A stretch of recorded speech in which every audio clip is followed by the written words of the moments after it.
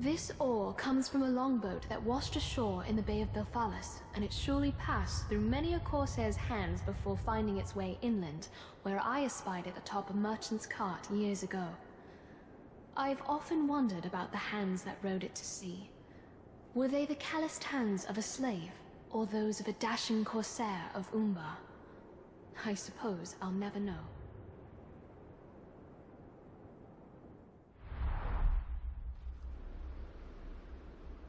What use has an oar away from its boat, and so far from the sea?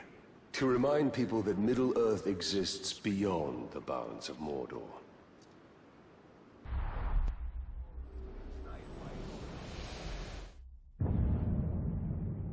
My first drill instructor told me, trust in your training, not your armor. Even a finely wrought plate can buckle under a hard enough blow, but a skilled warrior can evade that blow so it never lands in the first place. Now Minas Ithil has buckled under. Some blows are impossible to evade, so we do the next best thing. Stand back up again, wounded as we are.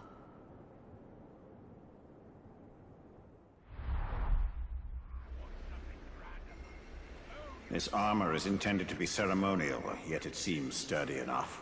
As it should be. Gondor has little need for ceremony of late.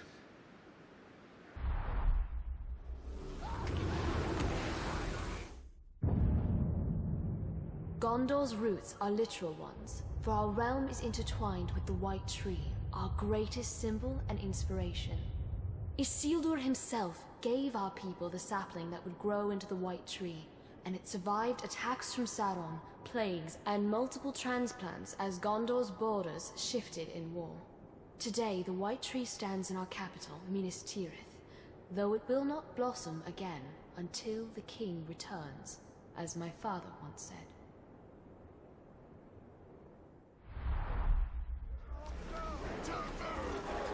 The White Tree, symbol of Gondor. Your nation will need more than symbols to inspire it soon enough.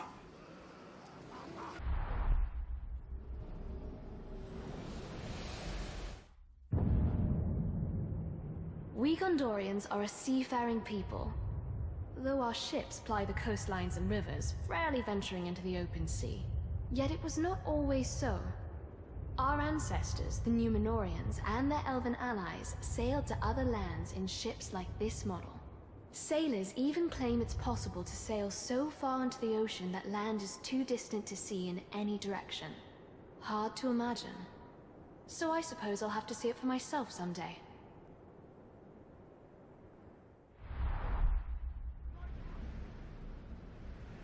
Did the elves truly sail in vessels such as these? In the First Age, this would count among the most ordinary ships in our fleet.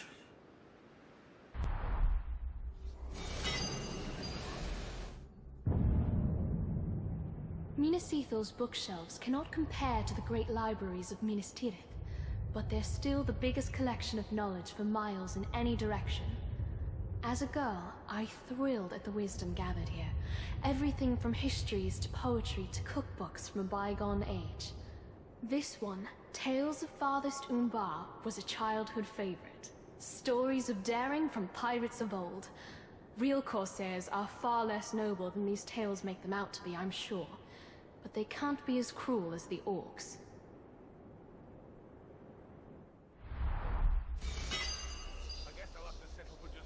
When I became a ranger, I thought I'd see the entire world. It is much the same everywhere. The ambitious striving against the dull.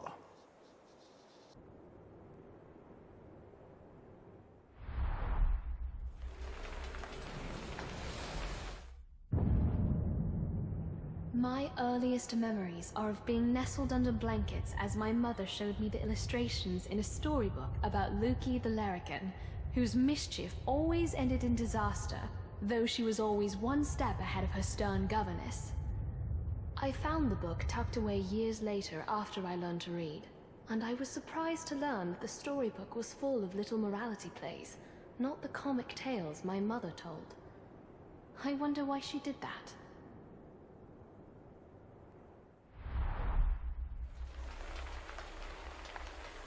Doggerel to amuse children, I see. No. Something more. I read this storybook to my son. Long ago.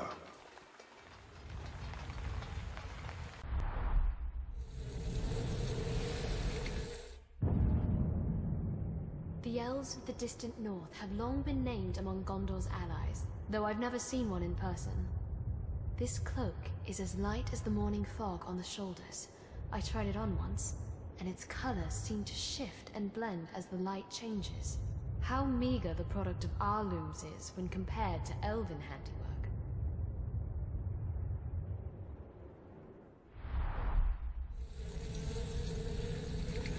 I recognize this cloak.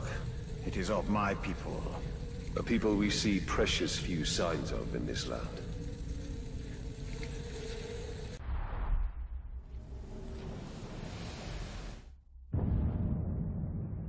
The lamps of Eregion illuminate a room with a soft glow, one that leaves only the most tenuous of shadows, a light that seems willing to turn corners and reach further than it ought.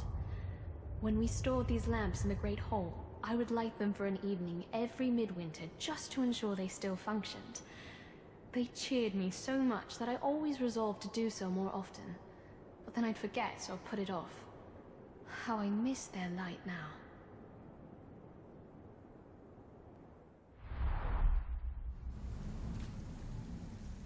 I fashioned these lamps and gave them to the dwarves of Moria. And they've traveled very far indeed. But in whose hands?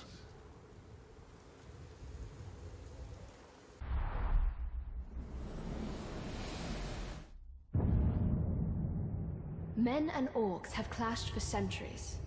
In living memory, the greatest battle between them took place near Long Lake, where men, aided by elves and dwarves, battled the orcs and goblins of Moria.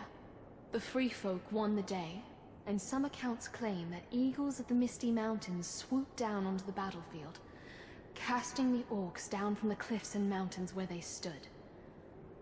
Seems a fanciful tale. I saw no eagles overhead when Minas Ithil fell, though we did have Talion and his strange powers. We would have welcomed aid from anywhere, even the skies.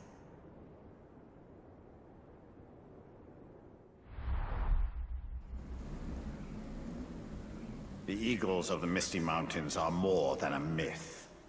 Perhaps. But I doubt they'd fare well against the drakes I've seen.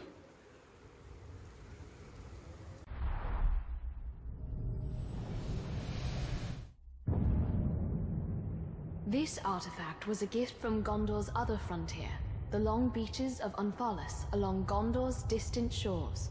Their lord Galazgil sent us this ceremonial bowl with water from the river Morthond, and we kept the bowl long after the water had evaporated.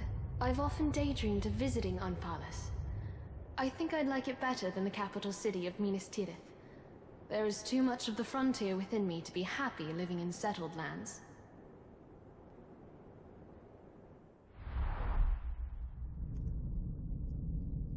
This bowl is far from home. As are we all, Celebrimbor.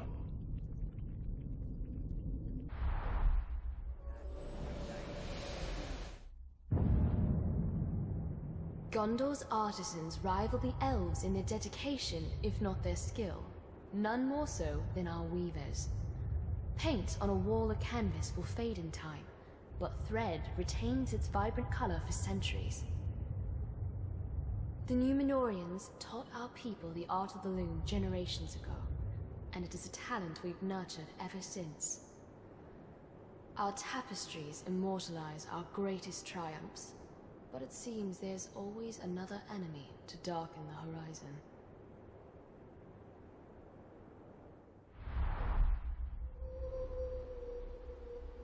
I wonder where this was intended to hang.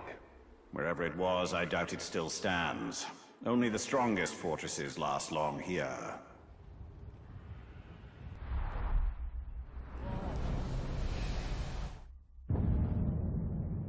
To most Gondorians, this midnight urn is a simple pot of clay, but to the denizens of Minas Ithil, it represented shared sacrifice that only those who live on the frontier understand.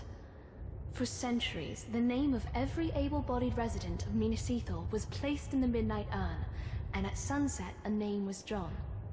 That person would have to patrol the city's walls until sunrise. The task was ceremonial once we had a professional army, but that made it no less important. From our earliest days, it was always a neighbor watching from the walls. I was 10 the first time they drew my name, and I've never been prouder, though I could barely see over the parapet.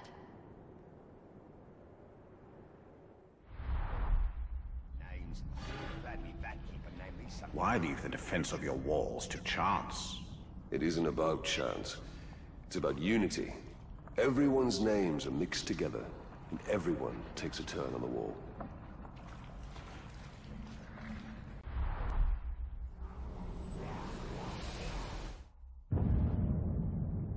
The orcs are neither the only denizens of Mordor, nor the first. Easterlings and Haradrim have settled here from time to time, often at the Dark Lord's invitation. They are scarce today, but one can still find their strange artistic carvings scattered in places from Nirn to the city of the Corsairs.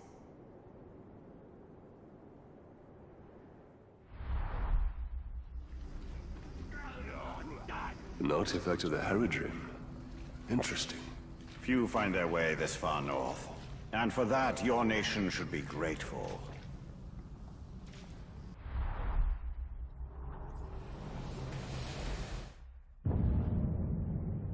Minas Ithil is on Gondor's frontier, so we have few occasions for the grand balls and masquerades that are surely common events in the capital city. Fine dresses like this one are worn for ceremony, funerals and weddings mostly, not for lordly entertainment. I wonder if the noble families of Minas Tirith spared a thought for us, holding all of Mordor at bay while they danced.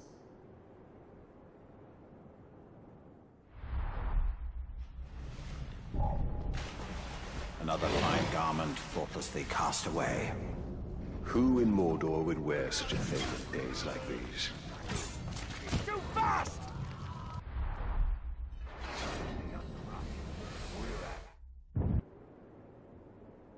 I've never seen a warg, but books and traveling hunters have told me plenty.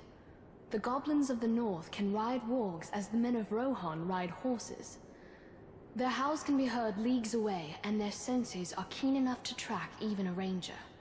What makes a warg truly fearsome is that they hunt in packs of a dozen or more. Caragors are more dangerous, but they travel in smaller numbers. A feeble blessing, that.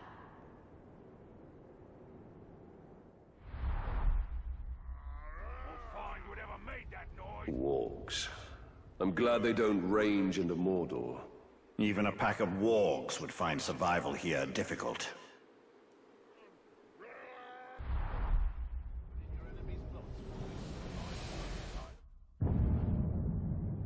I never dared to break the seal on this scroll, though I often wanted to. I found it in a dust-covered box with a label marked Maps of Southron Trade Routes. Baranor is a Haradrim, so perhaps this scroll has a map of his homeland. Breaking the seal is strictly forbidden for those who aren't Lords of Gondor, and as much as I'm curious, I know my father would not approve.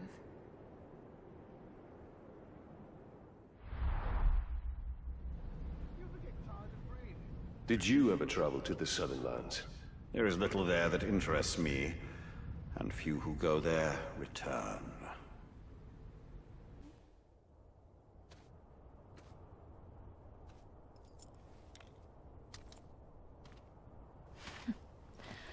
I'd say that was one of our more successful missions, Gravewalker.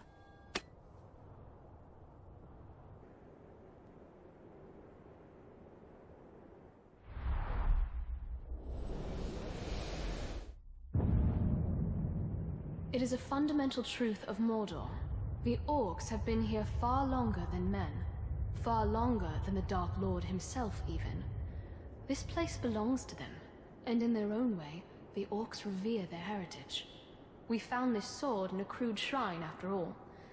Yet imagine what the orcs and Mordor could become if freed of the Dark Lord's corruption.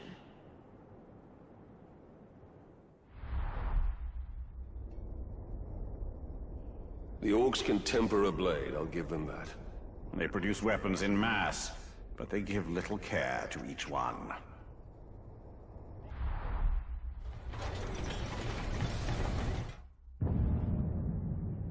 Minas Ithil held many treasures far grander than this necklace, though none more precious to me.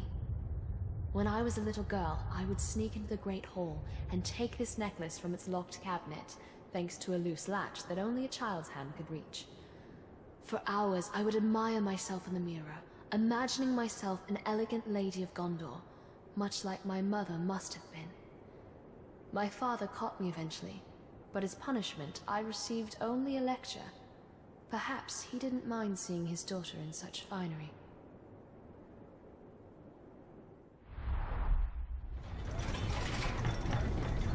I'm surprised this necklace isn't hanging from some orc's neck. Perhaps their stubby fingers cannot work such a delicate clasp.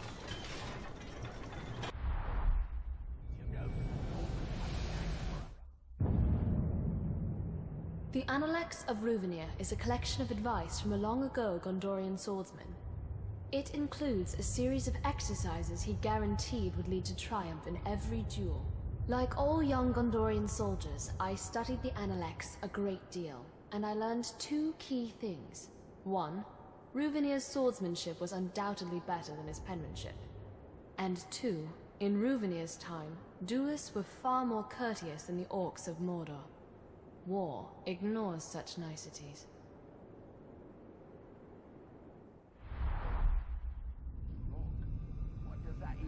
A treatise on fine swordsmanship. All too rare in these times. Such grace is lost on the denizens of Mordor.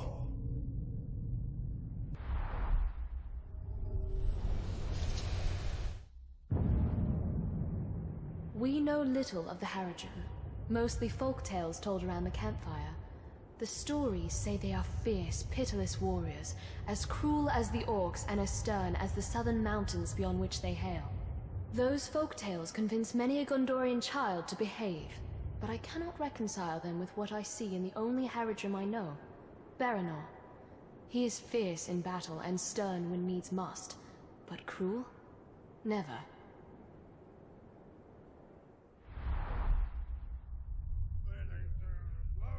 Such strange clothing.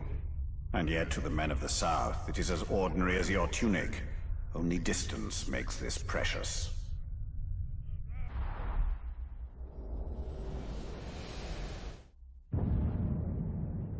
This statement of stewardship reads like a mundane description of lawmaking, but it is one of our most treasured documents. Gondor is a realm of law, not of kingly pronouncements. Since the disappearance of Eärnur, our last king, Gondor has thrived under the guidance of ruling stewards, each a lord of Minas Tirith. The steward's office is hereditary, and its decrees are law, unless a king someday returns to Gondor's vacant throne.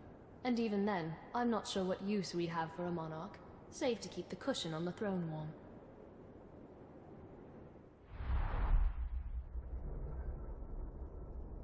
These were the words that freed Gondor from its kings. And yet the steward rules from a throne room, does he not? It's scarcely different.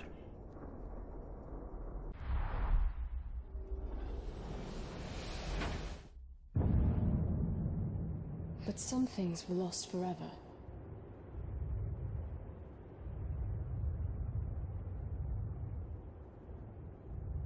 But some things were lost forever.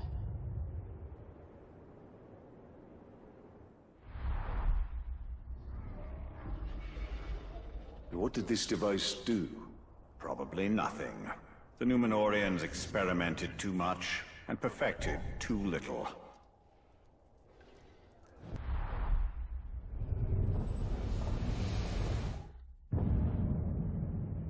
There are no dwarves in Mordor.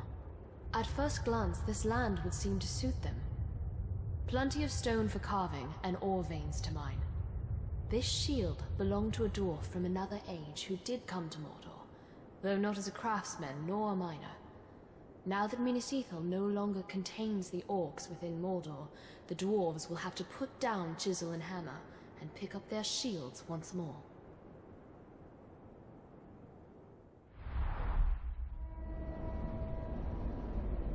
dwarven shield, but where are the dwarves? Deep underground, coveting their treasure, no doubt.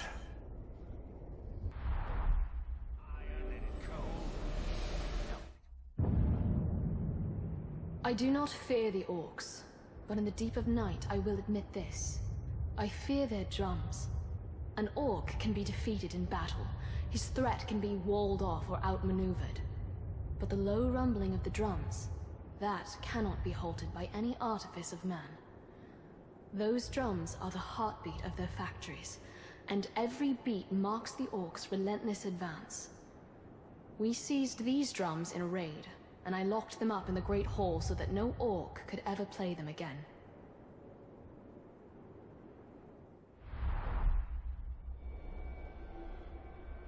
So the orcs have musicians among them? Hardly. Uruks are made for warfare, not artistry.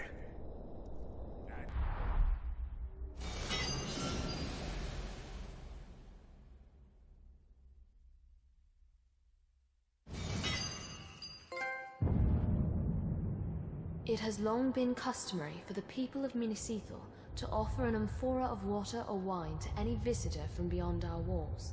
Such travelers were rare, especially recently, and making the trek to the frontier almost guaranteed a thirsty guest. But when our need was greatest, no one from Gondor came to our gates, thirsty or otherwise.